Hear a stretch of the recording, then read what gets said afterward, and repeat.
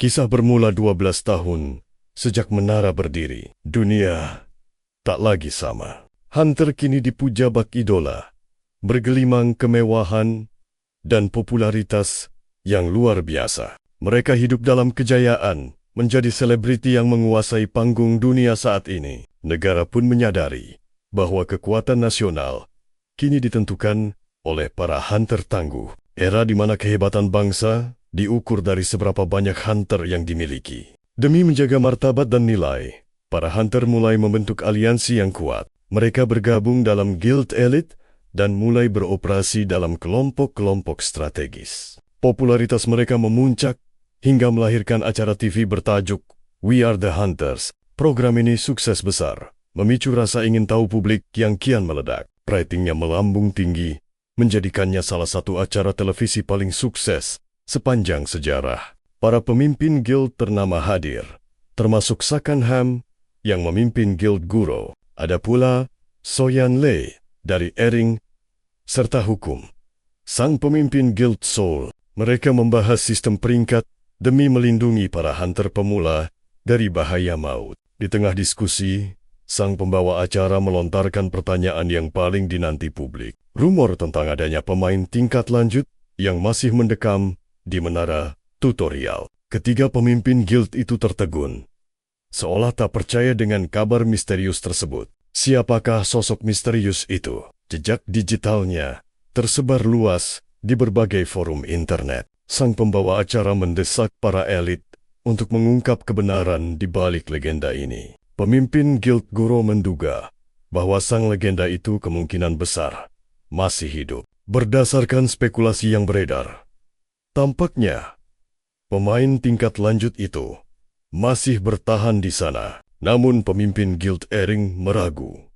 sebab ia tak pernah mendengar nama sehebat itu. Ia berasumsi bahwa orang tersebut mungkin adalah hunter dari generasi pertama yang hilang. Semua orang tersentak. Jika benar generasi pertama, artinya dia sudah sangat lama terjebak. Terhitung sudah 12 tahun lamanya dia mengasingkan diri di dalam menara itu. Para pemimpin guild menduga ini adalah kutukan sistem menara yang sangat kejam. Mungkin saja setelah menaklukkan labirin, sistem justru melemparnya kembali ke lantai 1. Ia terjebak dalam siklus pengulangan tanpa akhir, bukannya dibebaskan seperti hunter lainnya. Teori pun muncul bahwa dia adalah hunter yang terperangkap dalam labirin waktu. Mereka akhirnya menyimpulkan sebuah kemungkinan mengerikan tentang menara tutorial yang misterius ini. Menara itu sejatinya adalah tempat melatih kemampuan dasar bagi setiap hunter baru. Namun, jika seseorang terus bertarung di sana selama 12 tahun penuh tanpa henti, maka hunter tersebut pasti telah menjelma menjadi monster dengan kekuatan yang tak terbayangkan. Seorang anggota guild yang baru lulus pun mengaku pernah melihat pemandangan gila. Sang legenda mampu menaklukkan seluruh lantai menara hanya dalam waktu 1 hari. Jelas sekali, kekuatannya telah melampaui batas hunter normal sejak waktu yang lama. Walau hanya sebatas teori, keberadaan sang penakluk menara ini tetap menjadi misteri. Disinilah sang tokoh utama kita, Hukim, menampakkan jati dirinya yang sebenarnya. Di dalam menara, muncul sosok yang membuat hunter lain gemetar ketakutan dan putus asa. Ini bukan tutorial, tapi hukuman mati, teriak mereka saat terhempas ke udara. Di tengah kekacauan, Hukim melangkah tenang, seolah sedang menikmati waktu santainya. Ia justru berjalan menuju lokasi yang paling dihindari oleh semua orang di sana. Ruang bos terakhir di lantai puncak. Ujian paling mematikan bagi setiap petualang. Dihadapi auman monster raksasa, Hu tetap berdiri tegak tanpa ada rasa gentar. Dengan senyum percaya diri, ia yakin peringkat S sudah menantinya di luar sana. Melihat aksi gila itu, seorang hunter peringkat B hanya bisa terdiam kaku. Pendatang baru yang baru saja keluar menara bisa menandingi rangkor S. Sosok ini pernah bertemu pemain tingkat dewa 2 tahun lalu dan melihatnya membantai dungeon. Seperti menyaksikan legenda hidup beraksi. Banyak hunter yang mulai membicarakan kehebatan luar biasa pemain misterius itu. Konon, saat 3 ekor werewolf muncul di lantai 72, dia menghabisi mereka sendirian tanpa berkeringat. Dia adalah definisi sesungguhnya dari pemain pro. Bayangkan, mendaki dari lantai dasar hingga lantai 10 hanya dengan tendangan terbang. Kekuatannya benar-benar di luar nalar. Sangat mengerikan. Sekarang, mari kita lihat duel antara Honu dan sang bos akhir. Honu memaksa sang bos berlutut dengan satu serangan. Bahkan monster itu gemetar hebat saat menyadari perbedaan level mereka. Dengan angkuhnya, Honu malah bertanya, siapa yang mengendalikan menara ini? Dia menganggap lawannya sampah dan mengklaim dirinya sempurna. Bos lantai 11 tamat dalam 3 detik saja. Dengan wajah bosan dia mengeluh kalau tidak ada tantangan baru lagi. Bertahun-tahun ini, para hunter magang makin cepat menyelesaikan menara tutorial. Meski menara-menara ini muncul di seluruh dunia, isinya ternyata identik satu sama lain. Maka dari itu, setiap kali tim hunter baru menamatkan menara, informasi berharga pun terus dikumpulkan dan dibagikan secara luas. Berkat bocoran rahasia itu, para hunter pemula mulai bermunculan dan beraksi, memecahkan rekor dunia dengan kecepatan gila. Hampir di seluruh penjuru negara menyebarkan data tersebut demi keselamatan warga, sekaligus mencetak petarung yang jauh lebih kuat. Namun sehebat apapun informasinya, nyatanya tetap sedikit sekali orang yang sanggup benar-benar menaklukkan menara tutorial ini. Sebab, siapapun yang mencapai lantai 99 harus berhadapan dengan Belog, sang penguasa lantai terakhir yang haus darah. Berdasarkan catatan resmi, 75 dari 95 hunter tewas mengenaskan. Balok membantai lebih dari separuh penantang yang tiba di sana dengan sangat mudah. Namun di tengah keputusasaan itu, Honu muncul dan mengaku telah membantainya 133 kali lebih.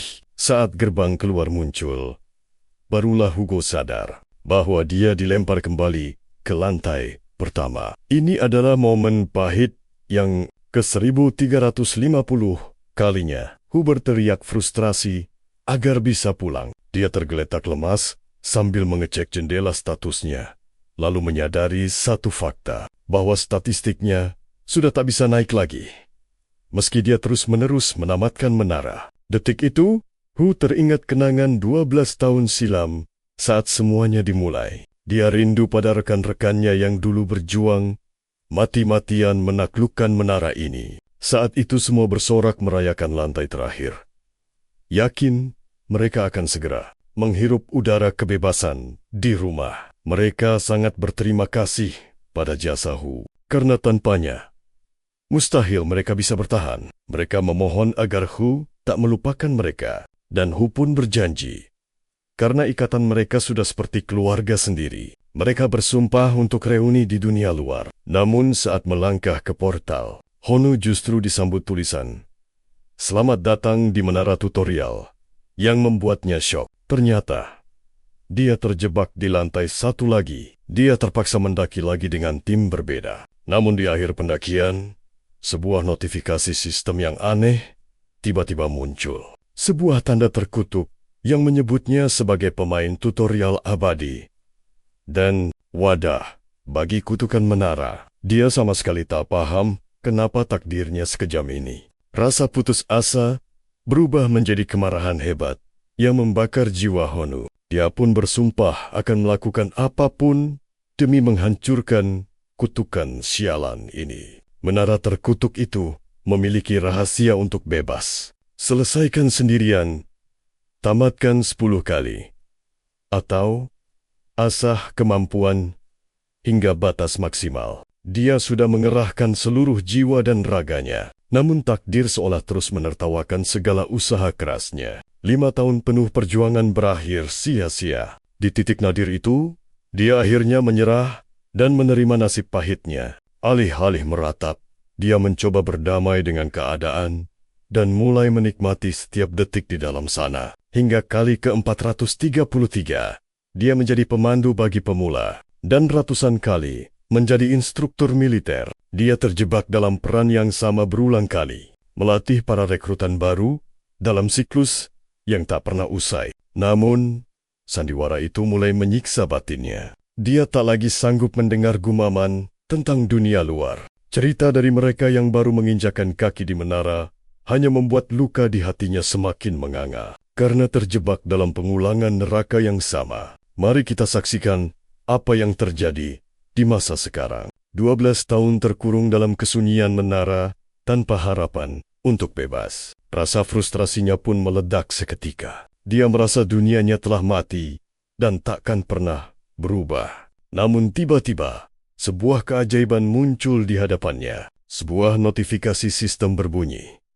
Mode permainan tak terbatas telah dihapuskan. Dia benar-benar terkejut dan tak percaya. Dengan gemetar, dia membaca pesan itu. Kutukan menara akan berakhir setelah dia menyelesaikan satu lantai lagi. Ini adalah kabar terbaik untukmu, Honu. Harapan yang selama ini terkubur kini berkobar kembali dengan hebatnya. Dengan senyum lebar yang penuh kemenangan, dia berteriak bahwa hari kebebasannya akhirnya telah tiba.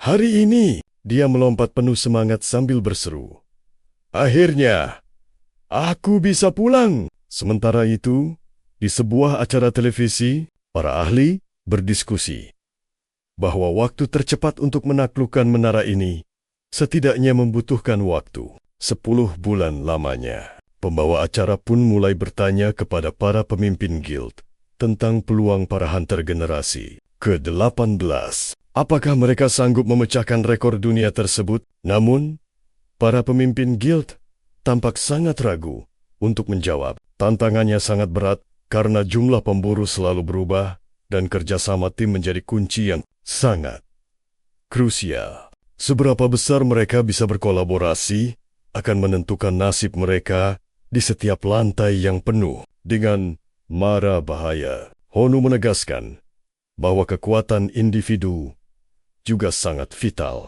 karena lantai 51 adalah neraka yang sesungguhnya. Di sana terdapat bos tingkat tinggi yang muncul setiap 10 lantai, di mana nyawa hanya bergantung pada keberuntungan. Di tengah perdebatan para ahli itu, Honu Kim justru sedang berjuang keras di dalam menara yang mengerikan. Dia merasa perjalanannya terlalu lambat, meskipun dia sudah melesat bagaikan badai yang menghancurkan segala rintangan. Honu mendaki lantai demi lantai dengan kecepatan gila, membantai semua monster yang berani menghalangi jalan pulangnya. Tak butuh waktu lama, dia akhirnya berhasil menginjakan kakinya di lantai 99 yang legendaris. Saat bos terakhir muncul dengan wujud mengerikan, Honu hanya berteriak penuh amarah, "Aku ingin segera pulang!" Hanya dengan satu pukulan maut yang dahsyat, bos terkuat itu pun hancur berkeping-keping di tangan Honu. Seluruh dunia yang menyaksikan melalui layar monitor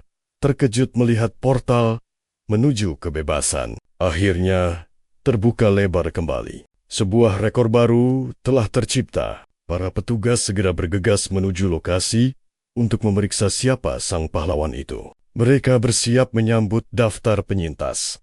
Namun di luar dugaan, hanya satu orang yang melangkah keluar portal. Sosok itu tak lain adalah Honu Kim.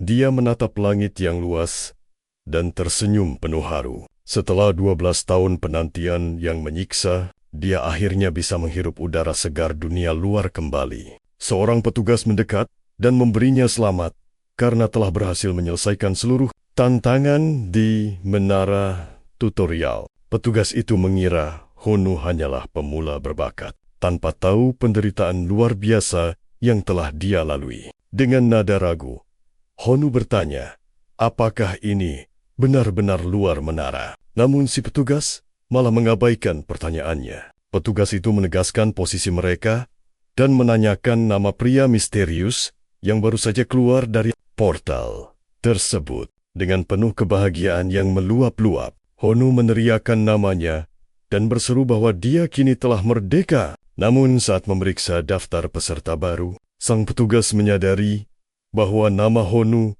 tidak ada dalam catatan mereka. Dia terus membalik halaman hingga jantungnya berhenti berdetak. Nama Honu Kim tercatat di daftar generasi pertama. Ternyata dia adalah pemain paling senior yang telah terjebak selama 12 tahun sejak kejadian penculikan massal. Honu Kim telah kembali sebagai sosok paling mahir. Konfirmasi pun turun bahwa dia telah lulus dari menara. Seminggu kemudian, pusat tutorial Korea dipadati ribuan orang yang penasaran dengan kembalinya sang legenda hidup ini. Semua mata tertuju pada mereka. Karena hari ini generasi ke-18 para pemburu akan segera beraksi. Ujian tahap pertama segera dimulai. Seluruh dunia menanti momen spesial ini karena sebuah rekor baru. Kecepatan luar biasa. 2 minggu lebih awal dari sebelumnya. Mata jutaan orang kini tertuju ke sana. Satu nama menjadi buah bibir. Sang pemain paling jenius dikabarkan berada di tengah kerumunan. 3 pemimpin guild besar pun tak mau ketinggalan memantau dari dalam ruang tunggu. Di ruang VIP pusat tutorial, mereka sibuk membahas sosok Hu yang legendaris. Jika mereka berkumpul lagi, Hu pasti satu-satunya yang tak berubah sedikit pun. Tanpa butuh makan atau tidur di dalam menara, fisiknya benar-benar abadi. Waktu seolah berhenti baginya. Setelah 12 tahun, kekuatan macam apa yang ia miliki? Akankah ia menjadi monster? Sementara itu, genderang perang generasi ke-18 mulai ditabuh. Para hunter muda menggenggam erat senjata mereka, bersiap mengukir sejarah baru di tanah ujian demi mematahkan rekor lama. Semua bersiaga, namun lihatlah Hu. Ia malah asyik mengunyah. Camilan kentang goreng di tangannya membuat semua orang melongo heran. Hu hanya menatap santai. Ia bertanya, kenapa mereka memakai baju besi lengkap? Padahal, baginya, itu berlebihan. Peralatan tempur itu dibagikan tadi pagi, dan mereka merasa Hu telah melewatkan segalanya. Tanpa perlengkapan, peluang lulus ujian akan hancur lebur seketika bagi pemula. Hu hanya bergumam malas, bertanya-tanya apakah ia ketiduran saat pembagian senjata tadi. Saat ia sibuk berpikir, sebuah suara menggelegar dari speaker pusat tutorial. Semua peserta magang diperintahkan segera meninggalkan ruang tunggu menuju arena ujian. Ujian sesungguhnya telah tiba. Honu hanya bisa menghela napas panjang melihat situasi ini. Sosok pria bernama David menyambut mereka dengan senyum penuh arti di tengah perjalanan. Ia mulai memberi penilaian. David meminta mereka tetap tenang menghadapi tantangan kali ini. Ujian aplikasi ini hanyalah kerikil kecil dibanding kengerian menara tutorial yang asli. Di tengah percakapan, David mulai menyiapkan sistem ujian tahap pertama untuk mereka. 1 sentuhan pada tombol, dan gerbang besar di belakang mereka perlahan terbuka lebar. Di balik pintu, sebuah labirin rintangan mematikan telah menanti mangsanya dengan sunyi. David memperingatkan agar semua peserta mengerahkan seluruh kemampuan demi bertahan hidup. Waktu mulai berdetak, hitungan mundur 30 detik membuat suasana kian mencekam. Keringat dingin mengucur, para peserta diliputi kecemasan luar biasa sebelum melangkah maju. David malah asyik menyombongkan masa lalunya saat mengikuti ujian untuk pertama kali. Saat David sedang bernostalgia, suara santai Honu tiba-tiba memecah keheningan suasana. Honu bertanya, apakah metode mencapai garis finish itu penting atau tidak baginya? David menatapnya sinis, meremehkan Honu yang datang tanpa membawa perlengkapan tempur. Kau menganggap ujian ini lelucon? David bertanya dengan nada penuh intimidasi yang tajam. Honu tak peduli dan kembali bertanya, apakah cara keluar benar-benar bebas dilakukan? Hu menyuruh David menyimpan omong kosongnya untuk mereka yang butuh motivasi saja. Bagi David, pemuda di depannya ini hanyalah bocah angkuh yang tak tahu diri. Honu pun menantang David, bertaruh 10 juta jika ia tembus dalam 20 detik. David mendidih karena amarah. Ia merasa harga dirinya sedang diinjak-injak oleh Hu. Tanpa ragu, Ia menerima tantangan itu, Hu pun melangkah maju melewati gerbang masuk. Bayangan uang 10 juta menguasai pikirannya saat ia bersiap melakukan serangan dahsyat. Gaji besar seorang hunter memang sangat menggiurkan bagi pria tangguh seperti dirinya. Ia mulai memfokuskan tenaga pada dinding di depannya, membuat David benar-benar kebingungan. Tiba-tiba, Honu merapal skill charge dengan aura yang meledak-ledak di sekujur tubuhnya. Boom! Labirin itu hancur berantakan hanya dengan satu hantaman keras darinya. Ia telah sampai di akhir setelah menciptakan jalan pintasnya sendiri yang sangat gila. Para penonton tercengang tak percaya. Sementara petinggi guild menyebut tindakannya sangat ceroboh. Hu sangat kegirangan mendapatkan 10 juta itu. Namun, kegembiraannya tak bertahan lama. Ia seketika menyadari kerusakan masif yang ia perbuat dan mencemaskan biaya ganti ruginya. Kilas balik ke 24 jam sebelum ujian pemburu dimulai di majalah Hunter Everything. Seorang pria memerintahkan sekretarisnya yang untuk mengumpulkan daftar para pemburu pemula berbakat. Seluruh peserta diperiksa ketat. Ia pun bertanya, apakah ada keresahan terkait hadirnya pemain pro? Pria itu meragukan keberadaan pemain pemula lain yang sanggup menandingi kehebatan sang jenius. Sang sekretaris membenarkan bahwa ada satu sosok ahli bela diri yang sangat menjanjikan. Kandidat kuat itu adalah Kang Honula, pemuda ambisius yang sangat haus akan sorotan. Berbekal bakat dan keberuntungan luar biasa, ia bertekad untuk menjadi bintang utama yang bersinar. Ia adalah sosok dominan yang paling sering membantai monster di dalam menara terkutuk itu. Sebagai pemburu terkuat di timnya, ia telah menyusun strategi matang untuk memenangkan ujian. Rencananya adalah melibas semua rintangan dan mencuri perhatian semua orang sejak detik pertama. Namun impian itu hancur saat Honu muncul dan merampas semua panggung yang ia inginkan. Kembali ke masa kini, ujian peringkat sedang berlangsung dengan atmosfer yang semakin mencekam. Honu menghancurkan labirin hingga ujian terpaksa dihentikan sementara demi alasan keamanan para peserta. Ruang pers seketika gempar hari itu. Semua orang diliputi rasa terkejut yang luar biasa. Kejadian itu begitu mendadak.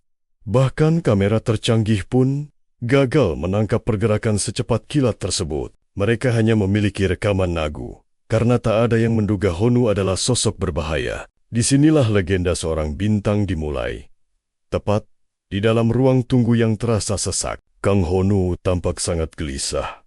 Sedangkan sang karakter utama kita malah asyik tidur siang. Semua orang sibuk membicarakan kehebatan Honu yang berhasil meratakan labirin dalam waktu singkat. Kang Honu masih berusaha meyakinkan dirinya bahwa ia masih bisa merebut kembali sedikit sorotan. Tiba-tiba, pengumuman dari Dewan Evaluasi menggema, memberitahu bahwa ujian berlanjut 15 menit lagi. Kang Honu tak peduli pada pemain lain. Ia sangat mempercayai kemampuan serta pengalaman bertarungnya. Sesi evaluasi selanjutnya adalah gelombang monster virtual yang diciptakan menggunakan teknologi batu roh canggih. Dalam tes ini, para murid akan dinilai dari seberapa cepat mereka mampu membasmi musuh. Kang Honu mengamuk dan mengeluarkan serangan sinar sihir dahsyat yang membuat seisi ruangan terpukau. Penonton terperangah melihatnya.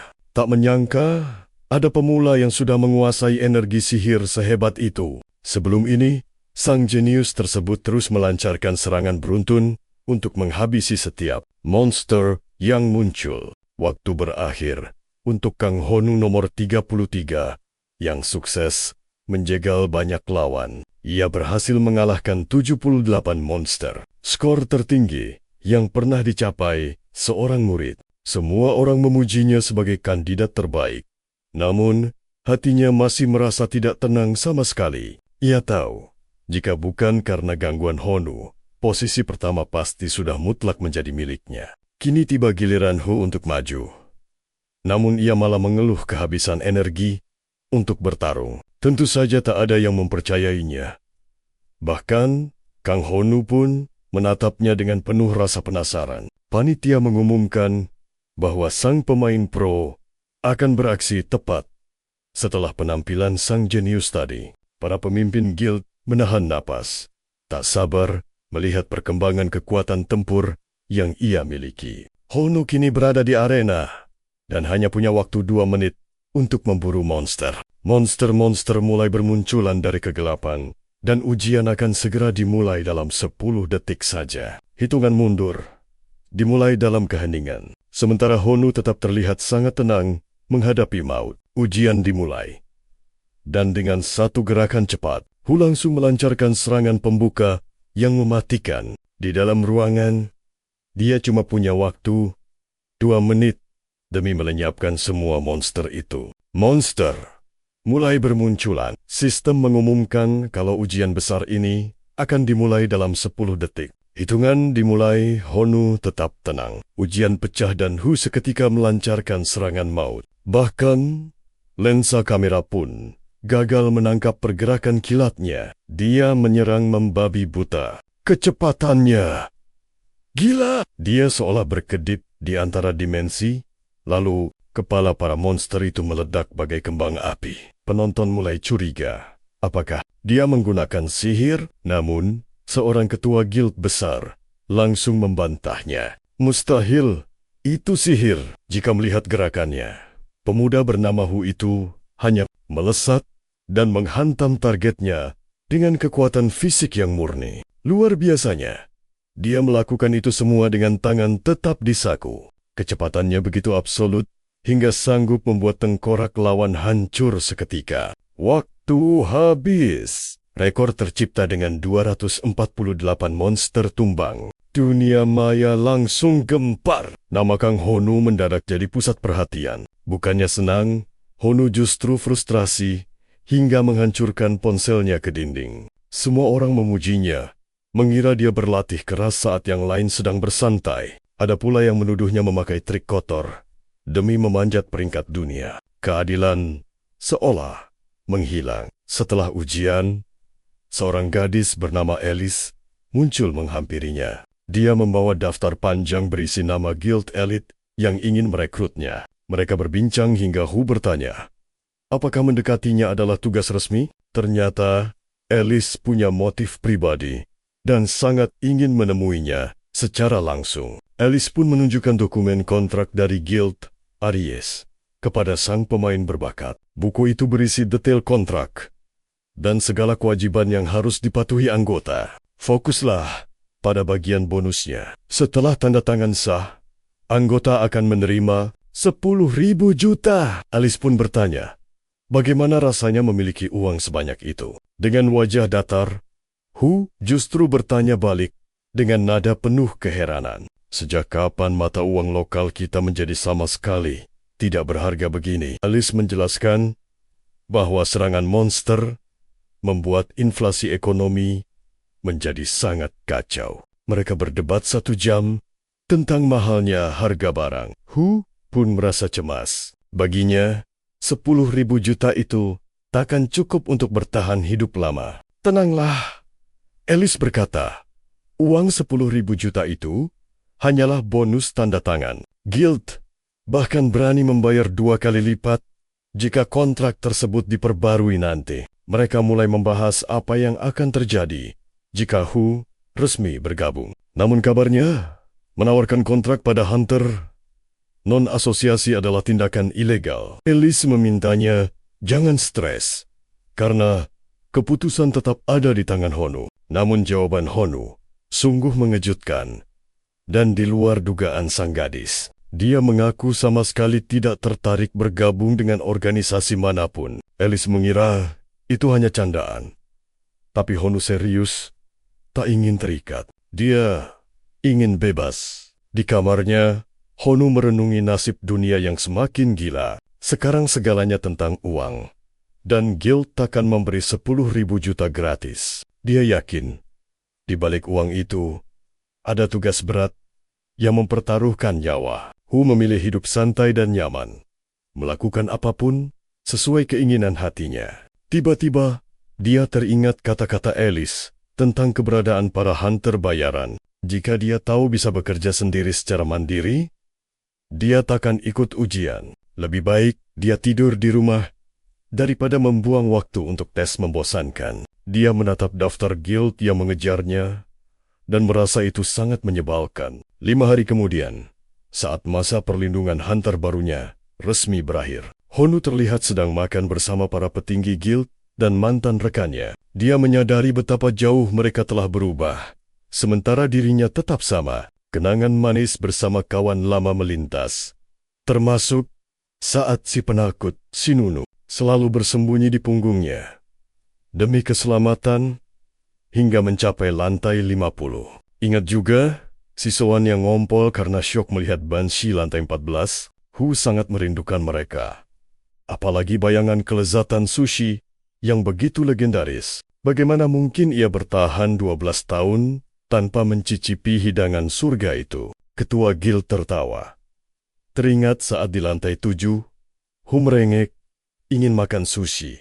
Lucunya, saat itu monster ikan raksasa yang jadi mangsa, Hu pun beraksi, meminjam belati Sein demi menyulap ekor Triton jadi sushi lezat. Rekannya lega, karena tiap mendengar kabar burung tentangnya, itu bukti nyata Hu masih hidup. Tapi, rumor apa? Ternyata sekarang Hu sudah menjadi selebriti super viral. Bahkan, TV tak bosan-bosannya menayangkan aksi gila yang ia lakukan di menara. Dengan panik, Hu bertanya-tanya, adegan memalukan mana yang masuk ke layar kaca? Pasalnya, terlalu banyak aib konyol yang mungkin sudah tersebar ke seluruh dunia. Apa saat dia menaklukkan lantai tanpa busana? Atau aksi nyentriknya saat bermain peran jadi Gollum? Namun, yang paling legendaris sekaligus memalukan adalah gaya tarinya yang aneh saat membantai para bos. Belum lagi aksinya yang melesat ke lantai 10 hanya dengan satu tendangan maut. Hu tak berkutik. Penasaran dengan petualangan gila lainnya? Kisah Hu di menara masih sangat panjang. Bagian pertama manual ini berakhir. Kalau kalian terhibur dengan petualangan kocak ini dan ingin lanjut ke bagian kedua, tulis kata menara di kolom komentar. Jangan lupa subscribe dan nyalakan loncengnya. Sampai jumpa di kisah seru berikutnya.